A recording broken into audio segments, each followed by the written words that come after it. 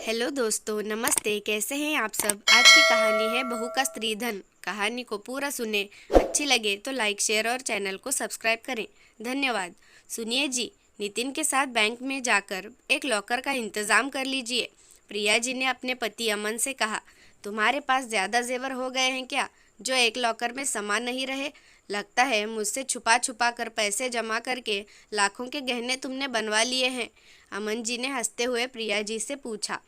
अरे ऐसा कुछ नहीं है, ये आपकी गलतफहमी है कि मैंने और पत्नियों की तरह आपकी जानकारी के बगैर रुपए जमा किए हैं। एक और लॉकर की ज़रूरत तो बहू के गहने रखने के लिए है। मैं चाहती हूँ कि बहू विदा होकर ससुराल आते ही उसे उसके सारे गहने सौंप दूँ, ताकि वह अपनी ज़रूरत के अनुसार अपनी मर्ज़ी से गहने इस्तेमाल कर सके। बार बार अपने ही गहने पहनने के लिए बहू को मुझसे ना कहना पड़े। प्रिया जी ने कहा, लेकिन प्रिया, क्या बहू गहनों की जिम्मेदारी संभाल पाएगी। अमन जी ने पूछा। जब ससुराल वाले बहू के नाजुक कंधों पर पूरे घर की जिम्मेदारी सौंपकर निश्चित हो जाते हैं, तब उन्हें बहू बहुत छोटी व अपरिपक्व नज़र नहीं आती, पर उसे उसके अधिकार देते समय बहू ससुराल वालों को अचानक नाकाबिल और गैर जिम्मेदार और बच्ची नज़र आने लगती है। जब बहू ससुराल आते ही सारे रिश्ते, रसोई और घर के काम सब संभाल सकती है, तो गहने भी संभाल सकती है, ऐसा मेरा मानना है। और वैसे भी भारी गहने तो लॉकर में ही रहेंगे, तो घर में बहू संभाल सकती है हल्के रोज़ पहनने वाले जेवर। ये घर पर बहू के पास रहेंगे। प्रिया जी बोली, वह सब तो ठीक है, पर अलग लॉकर की क्या ज़रूरत है। तुम्हारे लॉकर में ही बहू के गहने रखवा देंगे, इसमें अलग लॉकर लेने की क्या ज़रूरत है। अमन जी ने फिर से पूछा।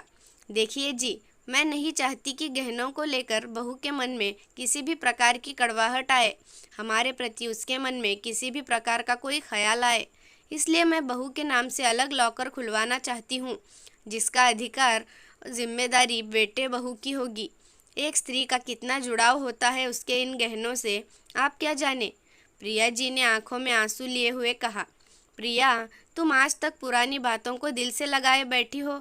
तुम्हारे पास कितने ही गहने हैं जो तुम्हें तुम्हारी शादी के बाद 28 सालों में बनवा कर दिए हैं, पर तुम्हारी सुई अब तक तुम्हारे मायके से आए कंगन के ऊपर ही टिकी है। अमन जी ने ज़रा चढ़कर कहा। अमन और प्रिया सफलतापूर्वक अपनी शादी के 28 साल पूरे कर चुके थे और एक बेटी और एक बेटे के माता पिता।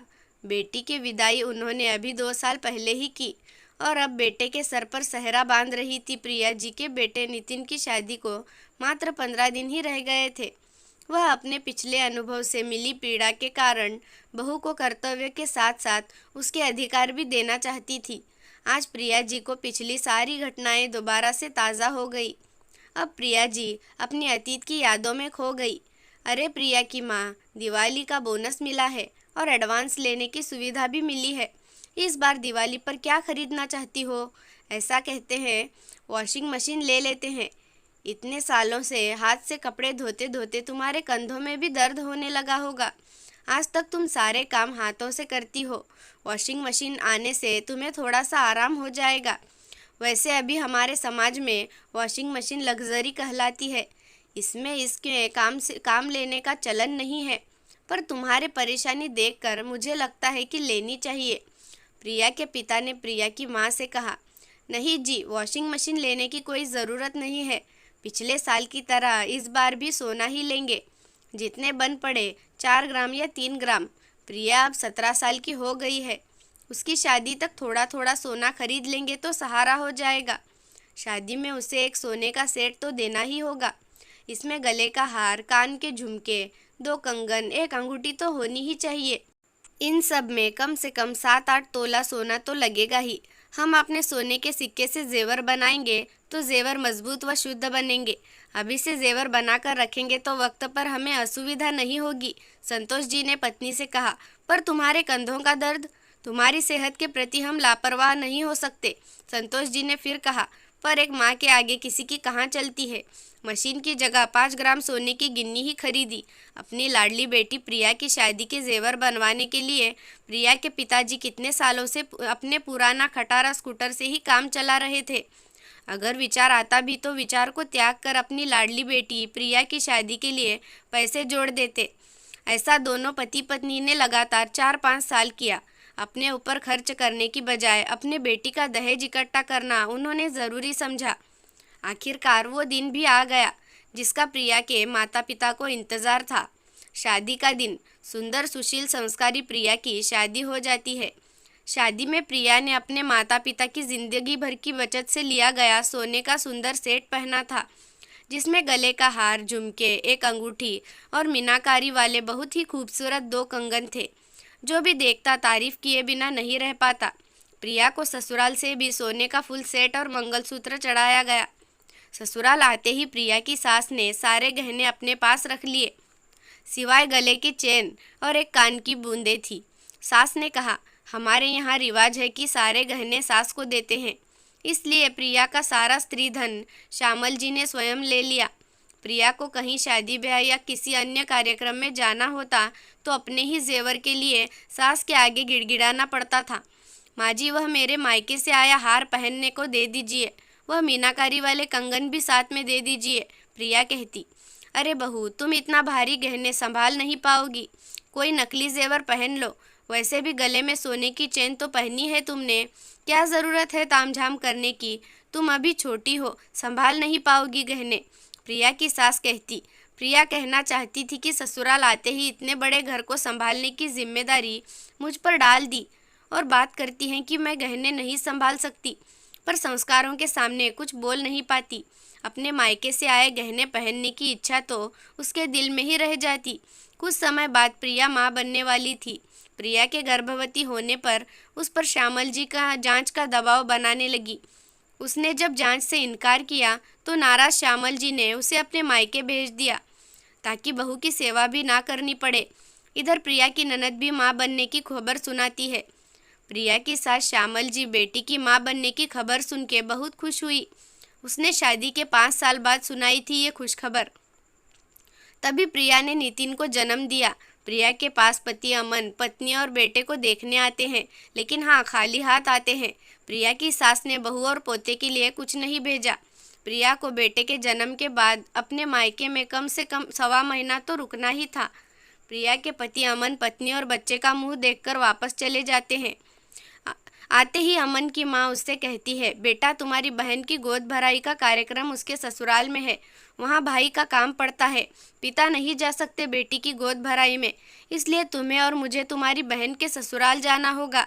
मैंने लेन देन का सारा इंतज़ाम कर लिया है। ठीक है माँ, टिकट का इंतज़ाम करता हूँ। दोनों माँ बेटा बहन के ससुराल जाते हैं। वहाँ श्यामल जी अपना सूटकेस खोलते ही बेटे अमन से घबरा कर बोली, बेटा, मैं प्रिया बहू के मायके के कंगन और झुमके अपने पहनने के लिए लाई थी, पर वह सूटकेस में दिखाई नहीं दे रहे हैं, लगता है चोरी हो गए। अब यहाँ हम चोरी की बात किसी से कह भी नहीं सकते, मैं घर में हंगामा हो जाएगा। बेटी के ससुराल वाले बातें बनाएंगे कि क्या हम या हमारे रिश्तेदार चोर लगते हैं। श्यामल जी बोली, पर माँ, वो गहने तो प्रिया के लिए बहुत कीमती थे, उसके माँ पापा का प्यार था उसमें। आपने घर से निकलते वक्त भी मुझे नहीं बताया कि आप प्रिया के गहने लेकर चलने वाली हैं। आपके पास तो आपने काफ़ी जेवर हैं, वह क्यों नहीं पहने। प्रिया की गैर मौजूदगी में आप उसके जेवर ले आई, वह भी उसके मायके वाले। हमने जो जेवर उसे चढ़ाए थे वह भी तो आप पहन सकती थी। ऐसा करता हूँ, इस बात का जिक्र जीजाजी से करता हूँ, आखिर चोरी तो उनके घर से हुई है। अमन बोला, नहीं नहीं बेटा, ऐसा हरगिज़ मत करना, बहन बेटी के ससुराल का मामला है, बेकार में बात बढ़ जाएगी। शांति से गोद भराई का कार्यक्रम निपटा जाते हैं, श्यामल जी ने समझाया। गोद भराई में अमन ने देखा कि माँ ने सोने के कंगन अपनी बेटी को उपहार में दिए हैं। माँ, ये कंगन कब बनवाए हैं आपने? अमन ने पूछा। अरे, इस वक्त तू क्या दरोगा बन रहा है? पुराना सोना पड़ा था, उसी से तोड़कर तेरी बहन के लिए कंगन बनवाए हैं। अब जा रस्मों में भाई का फर्ज निभा। श्यामल जी बोली। गोद भराई का कार्यक्रम पूरा हुआ और अमन को माँ की बात पर संदेह ज़रूर हुआ। करीब 1.25 महीना बाद अमन प्रिया को और बच्चे को लाने प्रिया के मायके जाता है। ससुराल आने पर प्रिया की सास ने तो कंगन चोरी की बात नहीं की, पर अमन ने उससे सब बता दिया। क्या बात कर रहे हैं आप? मेरे मायके के कंगन चोरी हो गए? ऐसे कैसे चोरी हो गए हैं? हद हो गई, आप लोगों ने इस बात का जिक्र किसी से नहीं किया। इस बात को 1 महीना भी हो गया, मुझे भी बताना ज़रूरी नहीं समझा। मुझे माँ जी की बातों पर ज़रा भी विश्वास नहीं हो रहा। कभी कहती है ट्रेन में चोरी हो गए होंगे, कभी कहती है बेटी के ससुराल में कंगन चोरी हो गए होंगे। प्रिया ने गुस्से में कहा। प्रिया उन गहनों का मोल जानती थी, कैसे उसके माँ पापा ने एक एक पाई जमा करके उसकी शादी के गहने बनवाए थे। प्रिया ने इस बात पर बहुत हंगामा किया, पर अमन ने अपनी माँ की बात मान रखते हुए उससे कहा, मन छोटा ना करो, समय के साथ तुम्हारे पास और गहने हो जाएंगे। मैं तुम्हें जो चाहे वो बनवा दूंगा। जीवन के इस मोड़ पर प्रिया के पास काफ़ी गहने थे, पर उसे हमेशा अपने माँ पापा के द्वारा दिए गए गहनों का मोह सताता था। सच्चाई तो ये थी कि प्रिया की सास ने प्रिया के मायके के कंगन अपनी बेटी की उस गोद भराई पर दिए थे और बेटी से कह दिया था कि इन गहनों को कभी प्रिया के सामने ना पहने। प्रिया के माता पिता ने जो अंगूठी और चैन सगाई और शादी में दी थी, वह सब भी श्यामल जी के पास ही थी, क्योंकि अमन को ज्वेलरी पहनना पसंद नहीं था। वह सब भी श्यामल जी ने धीरे धीरे बिना जानकारी दिए अपने दामाद को भेंट स्वरूप दे दिए थे। इस बात को आज 10 साल हो गए थे।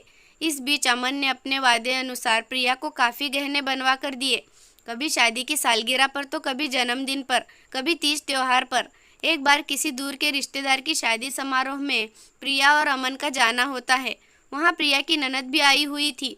वह वहाँ वही कंगन पहन कर आई थी जो उसकी माँ ने उसे गोद भराई में दिए थे, जो दरअसल प्रिया के थे। दीदी, ये तो मेरे कंगन हैं। प्रिया ने सीधी बात रखी। कैसी बात करती हो भाभी, क्या एक डिज़ाइन के कंगन नहीं हो सकते? मेरे पति ने मुझे बनवा कर दिए हैं, मैंने साफ साफ मुकरते हुए बोली।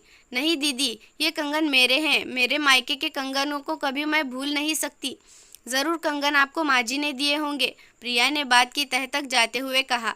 मामले की गंभीरता को देखते हुए और रिश्तों की गरिमा को अमन कहता है, प्रिया, तुम्हारे लिए रिश्ते ज़्यादा महत्व रखते हैं या सोना? इस बात को यहीं ख़त्म करो। कभी कभी सब कुछ जानते हुए भी रिश्ते को बचाए रखने के लिए आंखों पर पट्टी बांध लेनी पड़ती है। अमन ने प्रिया को समझाया। उसके बाद प्रिया का अपनी सास के ऊपर से पूरी तरह से विश्वास हट चुका था। तब से प्रिया अपनी सास और अपनी ननद से अच्छा रिश्ता रखने में कोई दिलचस्पी नहीं थी, जो अपने प्रियजनों के साथ ऐसा छल कपट वाला व्यवहार करते थे। इतने गहने पास होने के बावजूद उन मायके के कंगनों को प्रिया भूल नहीं पाई थी, जो कंगन उसने शादी के वक्त पहने थे। वक्त बीतता गया, अब सास भी नहीं रही, इसलिए प्रिया अपनी बहू के लिए बैंक में अलग लॉकर की व्यवस्था करना चाहती थी, ताकि उसकी बहू समय रहते अपने गहनों का उपयोग कर सके। दोस्तों, कई बार ससुराल वालों के लालच के चलते नवविवाहिता को कई परेशानियों का सामना करना पड़ता है। लालच के चक्कर में ससुराल वाले बहू की नज़रों में हमेशा के लिए सम्मान भी खो देते हैं। शादी में मिले जेवर स्त्रीधन कहलाते हैं।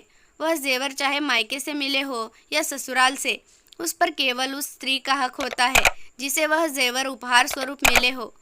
दोस्तों, कहानी कैसी लगी कमेंट करके ज़रूर बताना। धन्यवाद।